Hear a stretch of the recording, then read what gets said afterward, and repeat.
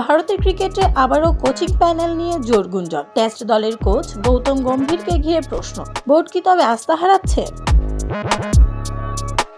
সাদা বলের ক্রিকেটে সফল হলেও লাল বলের ক্রিকেটে ভারতের সাম্প্রতিক পারফরমেন্স নিয়ে অসন্তুষ্ট ভক্ত ও বিশেষজ্ঞদের একাংশ। এই কারণেই গম্ভীরকে টেস্ট দলের কোচের পদ থেকে সরানোর দাবি উঠেছে। এমনকি কেউ কেউ দাবি করেছেন ইতোমধ্যেই নাকি নতুন কোচ হওয়ার আগ্রহ দেখিয়ে বোর্ডের সঙ্গে যোগাযোগ করেছেন কয়েকজন প্রার্থী। তবে এইসব জল্পনায় স্পষ্টভাবে পানি ঢেলেছে board of control for cricket in India (BCCI). বোর্ডের সচিব দেবজিৎ জানিয়েছেন, এই মুহূর্তে গৌতম গম্ভীরকে টেস্ট দলের কোচের পদ থেকে সরানোর কোনো পরিকল্পনা নেই। চুক্তি অনুযায়ী নিজের দায়িত্ব পালন করবেন গম্ভীর।